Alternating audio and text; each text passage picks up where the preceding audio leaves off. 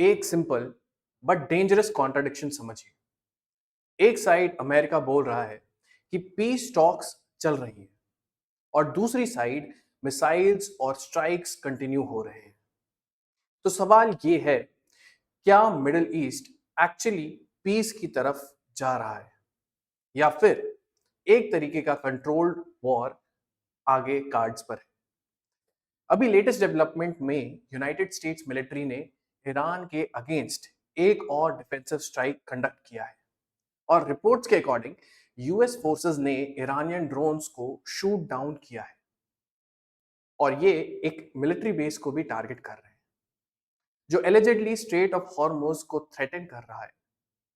और ये सब तब हो रहा है जब ऑनगोइंग नेगोशिएशंस जो कि पीस के लिए है वो चल रहे हैं, यानी कि दोनों चीजें साइड बाय साइड चल रही हैं, है ना? यानी कि पीस नेगोशिएशंस भी और दूसरी तरफ अटैक्स भी, स्ट्राइक्स भी। तो यहाँ पर ट्रम्प एडमिनिस्ट्रेशन कॉन्टिन्यूसली क्लेम कर रही है कि डील इज नियर, लेकिन ग्राउंड रियलिटी क्या दिख रही है कि स्ट्राइक्स कंटिन्यू हो रहे हैं, ड्रोन्स इंटरसेप्ट हो रहे हैं, रिटेलिएशन थ्रेट्स आ रहे हैं और इस पूरे क्राइसिस का इंपैक्ट सिर्फ ईरान या अमेरिका तक सीमित नहीं है। ये इन्फ्लुएंस कर रहा है oil prices, global shipping, India की energy security. Everything is now interlinked. तो आज हम इस वीडियो में समझेंगे कि लेटेस्ट स्ट्राइक हुआ क्यों और स्ट्रेट ऑफ हॉर्मुज इतना इंपॉर्टेंट क्यों है, अमेरिका और ईरान एक्चुअली नेगोशिएट किस चीज पर कर रहे हैं और फ्यूचर में सिचुएशन किस डायरेक्शन में जा सकती है। So welcome viewers to Legacy IAS. In this video, we are going to cover an important article that has appeared in the paper today, and that is with US military that conducts another strike against Iran. ठीक है, तो सबसे पहले the latest US defensive strike, यानी कि सबसे पहले इस फैक्ट्स को क्लियर करते हैं कि लेटेस्ट स्ट्राइक में हुआ क्या है। ठीक है, according to US officials, American military forces ने 4 ईरानियन अटैक ड्रोन्स को शूट डाउन किया है और इसके साथ ही बंदर अब्बास के पास एक ईरानियन मिलिट्री फैसिलिटी को स्ट्राइक किया गया। इट इज बिकॉज कि यूएस क्लेम कर रहा है कि ये फैसिलिटी 5th ड्रोन लॉन्च करने वाली थी। बंदर अब्बास लोकेशन इंपॉर्टेंट क्यों है? बिकॉज ये सदर्न ईरान में लोकेटेड है, that is near straight of Hormuz. US का ऑफिशियल जस्टिफिकेशन क्या था कि ये इसलिए स्ट्राइक किया जा रहा है क्योंकि उनके लिए सेल्फ डिफेंस बहुत इंपॉर्टेंट हो चुका है। तो अमेरिका का कहना ये है कि ईरानियन ड्रोन्स और military activity commercial maritime traffic और यूएस फोर्सेस के लिए थ्रेट क्रिएट करते रहते हैं। अब यहाँ एक इंपॉर्टेंट जियोपॉलिटिकल पैटर्न समझिए। अमेरिका अपने स्ट्राइक्स को ऑफेंसिव वॉर नहीं कहता, it is just being called as defensive strikes, यानी कि डिफेंस एक्शन फ्रेम किया जा रहा है। क्यों? क्योंकि ये लीगल और डिप्लोमेटिकली सेल्फ डिफेंस का जो जस्टिफिकेशन है वो इंटरनेशनली ज्यादा एक्सेप्टेबल हो जाता है। ईरान का क्या कहना है? ईरान नेचुरली इसको रिजेक्ट कर रहा है। ईरानियन साइड ने कहा है कि यूएस एग्रेशन कंटिन्यू कर रहा है डिस्पाइट द नेगोशिएशंस और रिपोर्ट्स के according Iranian revolutionary guards corps ने रिटेलिएटरी टारगेटिंग क्लेम्स भी किए हैं against a US linked airbase. तो अब इशू क्या है? इशू ये है कि सीज फायर टेक्निकली एग्जिस्ट कर रहा है, लेकिन practically both sides are continuously under pressure, अपने एक दूसरे के ऊपर भी प्रेशर मेंटेन कर रहे हैं। तो यहाँ पे सिंपल एक चीज समझने की है, वो ये है कि ऑफिशियली तो सीज फायर है, लेकिन प्रैक्टिकली मिलिट्री कॉन्फ्रंटेशन कंटिन्यू हो रहा है। ठीक है, तो अब आगे देखते हैं। The world's most dangerous oil choke point, अब ये बहुत टाइम से न्यूज में है, स्ट्रेट ऑफ हॉर्मुज। और स्ट्रेट ऑफ हॉर्मुज को अगर आप देखेंगे तो ये एक बहुत बड़ा चोक पॉइंट है, जस्ट बिकॉज कि यहाँ पे जो स्ट्रेट है, यहाँ पे एक लैंड है, यहाँ पे लैंड है, और that is the reason that there is a water body that is connecting, and that is why it is called a strait. And this is where most of the oil of the world also is transported from one country to the other। ठीक है, इसको एक तरीके का आप energy channel भी बोल सकते हैं। तो सबसे important strategic point that is straight of Hormuz. ये इतना इंपॉर्टेंट क्यों है? हॉर्मुज जो है वो दुनिया का most critical oil choke point माना जाता है। दिस बिकॉज, जैसा हमने कहा, कि huge percentage of global oil exports, और कहां से, स्पेशली गल्फ गल्फ कंट्रीज का जो ऑयल है वो इसी रूट से पास होता है। इसका क्या मतलब है?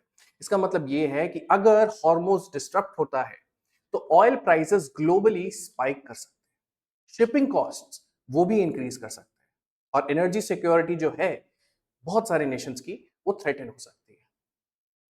इसी वजह से अमेरिका हॉर्मोज को स्ट्रेटेजिक रेड लाइन मानता है। Recent reports के according Iran allegedly mine laying activity और ड्रोन ऑपरेशंस कंडक्ट कर रहा था नियर हॉर्मोज। तो यूएस का क्या कंसर्न था? यूएस का कंसर्न ये था कि कमर्शियल शिपिंग थ्रेटेंड हो सकती है। And remember, modern global economy is heavily dependent on uninterrupted energy flows. यहाँ पे एक और इंपॉर्टेंट डेवलपमेंट हुआ, and that is Iranian media ने क्लेम किया कि ईरान और ओमान मिलकर हॉर्मुज ट्रैफिक मैनेज करने वाले हैं, and that is under a possible agreement. ये हो सकता है कि आगे चल के वो दोनों ही कंट्रीज मिलके मैनेज करें इस हॉर्मुज को। तो ट्रंप ने इमीडिएटली इसको रिजेक्ट किया। उन्होंने क्लियरली बोला कि no one will control the strait of Hormuz. मतलब इशू सिर्फ मिलिट्री नहीं है, इशू ग्लोबल एनर्जी कंट्रोल का भी है। और इसी वजह से मार्केट्स जो है, ग्लोबल मार्केट्स या फिर ग्लोबल ऑयल मार्केट्स हम लोग बोल रहे, वो नर्वस हो चुके हैं। Because every strike near Hormuz, it means that the global oil markets are going to be directly impacted. So this means Hormuz is not just to be treated as another waterway, it is the very artery of the global energy trade, and that is very very important. But then, coming to the negotiations versus the strikes, we have to see कि what are the peace talks really about? आखिर वो लोग क्या negotiate कर रहे हैं, क्या बातें चल रही हैं यूएस और ईरान के बीच में। तो आइए देखते हैं negotiations over uranium sanctions and power. Uranium sanctions and power, ठीक है, that means whether you are going for diplomacy or you are going for a war, ठीक है। And in modern times it feels as if the full scale war is something that is not there at present, but there is a combination of negotiations as well as simultaneous defensive or offensive strikes. तो next important question कि peace talks actually किस चीज पर हो रही है? तो peace talks जो है, यूजुअली लोग सोचते हैं कि ये सिर्फ सीज फायर टॉक्स है, मतलब कि दोनों साइड एक दूसरे के लिए अब फायर करना बंद कर दें, अटैक्स करना बंद कर दें। लेकिन reality is much bigger. The first issue is about uranium enrichment, that is where the story started from. America चाहता है कि ईरान अपनी न्यूक्लियर कैपेबिलिटी को लिमिट करे, और ईरान ईरान नेचुरली इस चीज को रेजिस्ट करता है, because nuclear leverage strategic bargaining tool होता है। दूसरी चीज, सैंक्शंस रिलीफ। ईरान की जो इकोनॉमी है वो हेवी सैंक्शंस प्रेशर फेस कर रही है, तो तेहरान जो है वो डिमांड कर रहा है कि आप सैंक्शंस रिड्यूस करो, फाइनेंशियल एक्सेस रिस्टोर करो, फ्रोजन एसेट्स को इंक्रीज करो और रिलीज करो। Third, straight of Hormuz reopening, straight of Hormuz की दोबारा खुलासा, यानी कि कमर्शियल शिपिंग हेवीली अफेक्टेड हुई है रीसेंट कॉन्फ्लिक्ट के बाद, और अमेरिका और ग्लोबल पावर्स यही चाहते हैं कि शिपिंग को नॉर्मलाइज किया जाए वापस से।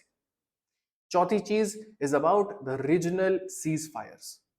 Lebanon front, Hezbollah, Gulf tensions, all indirectly negotiations का पार्ट बन चुके है ना। सब चीज पुल इन हो चुकी है यहाँ पर, और ट्रंप ने रेपिटेडली क्लेम किया है कि डील क्लोज है, मतलब कि हम लोग एक मुद्दे पे एक तरीके से एक कंक्लूजन पे पहुंच पाएंगे।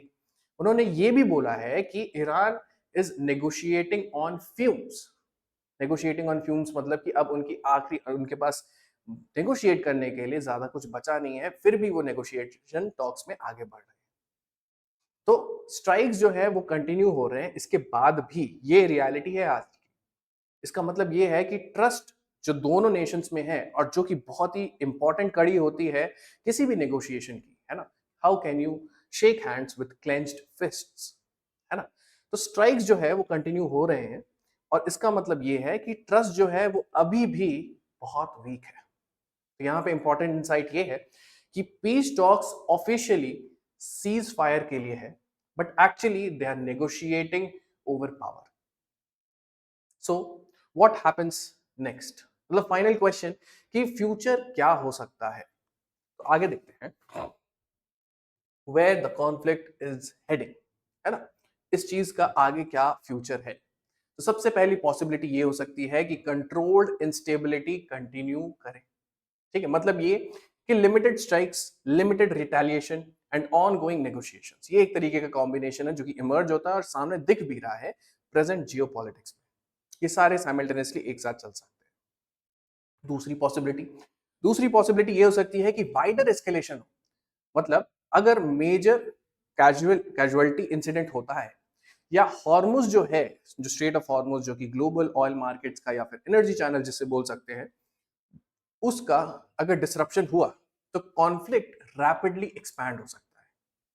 तीसरी चीज, ऑयल मार्केट्स वॉलेटाइल रहेंगे, यानी कि every military action near Hormuz directly directly impacts the energy markets, उनको पर्टिकुलरली इफेक्ट जरूर करेगा, है ना। और इसका जो इम्पैक्ट है, इवन द कंट्रीज और the nations which are not pulled into this conflict will be feeling the impact of such kind of a conflict. Fourth, diplomacy और मिलिट्री प्रेशर पैरेलली कंटिन्यू रहेंगे। मॉडर्न जियोपॉलिटिक्स इंक्रीजिंगली इसी model पर चल रही है। Countries negotiate भी करते हैं और साइमल्टेनियसली मिलिट्री प्रेशर भी मेंटेन करके रखते हैं। और यहाँ पे फाइनल रियलिटी ये है कि लॉन्ग टर्म पीस अभी डिस्टेंट लग रहा है, because the core issues are still unresolved. For example uranium, sanctions, regional influence, Israel Iran rivalry, all remain active. So now ask yourself, क्या मिडिल ईस्ट पीस की तरफ जा रहा है या फिर वो मैनेज्ड इंस्टेबिलिटी की तरफ जा रहा है।